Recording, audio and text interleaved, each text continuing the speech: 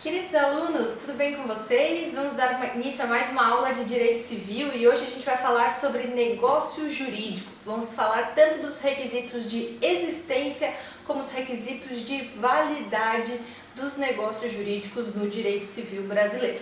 Lembrando que o negócio jurídico é aquele ato em que os sujeitos manifestam a sua vontade de praticar aquele ato e conseguem aí elaborar quais são os efeitos que esse ato vai produzir no mundo jurídico, né? Então você consegue, tanto a partir da manifestação de vontade das partes, definir inclusive quais efeitos que essa manifestação de vontade vai produzir no mundo jurídico. Bom, com relação aos requisitos de existência, que são os primeiros que a gente vai ver, a gente vai trabalhar com 3 requisitos de existência. Primeiro, a manifestação de vontade. A gente já vai falar um pouquinho mais sobre isso. Segundo, a finalidade negocial desse negócio jurídico. E terceiro, a idoneidade do objeto. Então vamos falar do primeiro requisito aí, a manifestação de vontade. Manifestação de vontade é um elemento essencial. Minha gente, não existe negócio jurídico sem a manifestação de vontade dos sujeitos que estão envolvidos. Então, esse é um elemento que é básico. Sem isso, esse negócio jurídico a gente não pode nem falar em nulidade ou anulação. A gente vai falar direto em inexistência. Se não houve manifestação de vontade, esse negócio jurídico sequer existe. Então, esse negócio jurídico é inexistente. Então, manifestação de vontade, elemento essencial aí nos negócios jurídicos, no direito civil.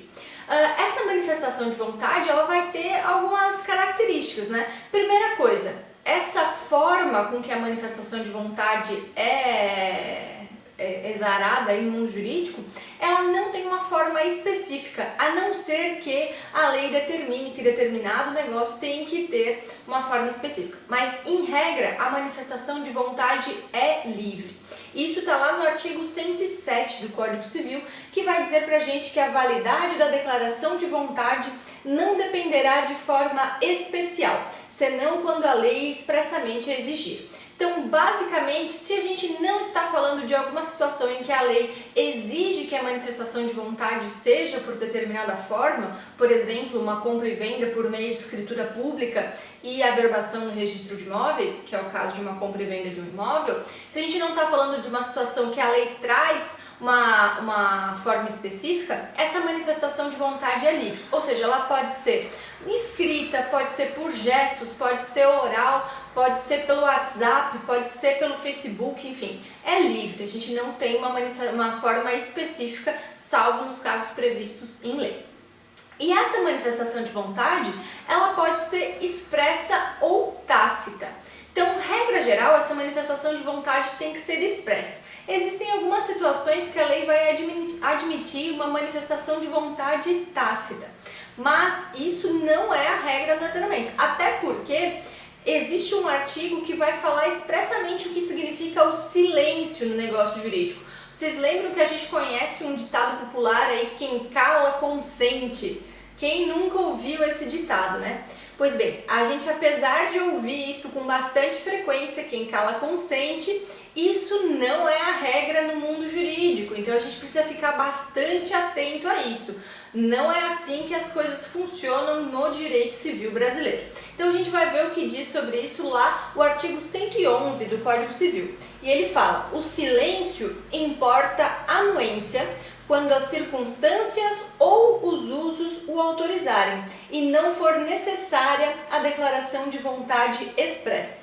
Vejam então que esse artigo vai dizer pra gente que o silêncio só vai importar anuência em determinadas situações. Então ele não é a regra geral dos negócios jurídicos no nosso direito, a gente tem que ficar bastante atento a isso. O silêncio, regra geral, não quer dizer anuência, ele só vai ser considerado como anuência, ele só vai ser uma forma de consentimento, né? Uma manifestação tácita aí, de vontade, quando assim houver a previsão, né, ou quando os usos e costumes fizerem a gente concluir dessa forma. Mas é bom a gente ficar atento que isso não é a regra do nosso ordenamento jurídico.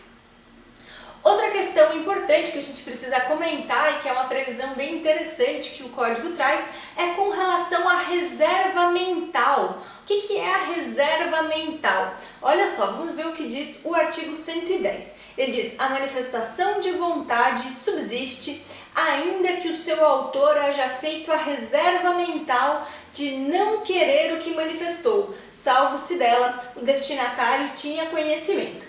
Basicamente, o que esse artigo está dizendo pra gente é que, olha, se você manifestou sua vontade de uma determinada forma, você manifestou sua concordância, por exemplo, expressamente para outra parte, mas dentro do seu interior, né, dentro da sua cabeça ali, você não estava concordando com aquilo e você estava pensando, por mais que você tenha dito, não, eu vou pagar tanto nesse carro, lá dentro da sua cabeça você dizia, tá louco que eu vou pagar isso? Eu não vou pagar isso nunca, eu não vou pagar isso não. Essa reserva mental que você faz para você no seu íntimo não tem valor no negócio jurídico, salvo se a outra parte conhecia, sabia dessa reserva mental. Então vamos pegar um exemplo, vamos supor que você perdeu o seu bichinho de estimação, você não consegue encontrá-lo e você botou vários anúncios aí na cidade oferecendo uma recompensa, dizendo que você ia pagar R$1.000 em dinheiro para quem encontrasse o seu bichinho.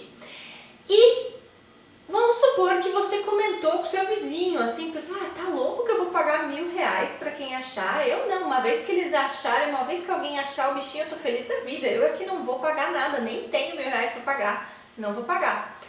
Se você, dentro do seu íntimo, tinha essa reserva mental e você manifestou isso para o seu vizinho, por exemplo, se uma terceira pessoa encontrar o seu bichinho e trouxer ele de volta, você vai ter que pagar os R$1.000, porque você foi o negócio jurídico que foi estabelecido. Você divulgou esse negócio jurídico dizendo que quem encontrasse ia ter direito a receber R$1.000 de recompensa.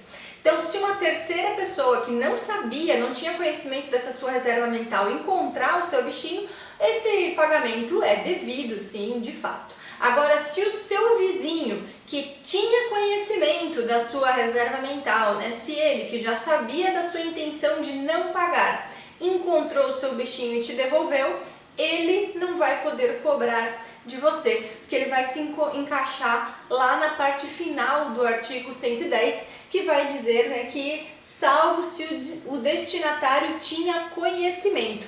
Então, nesse caso, o seu vizinho tinha conhecimento dessa reserva mental, que essa não era de fato a sua vontade quando você, na realização desse negócio jurídico, portanto, ele não vai poder cobrar esses R$1.000, mas um terceiro que não tinha conhecimento dessa situação vai. Isso é a questão da reserva mental que está prevista ali no Código Civil.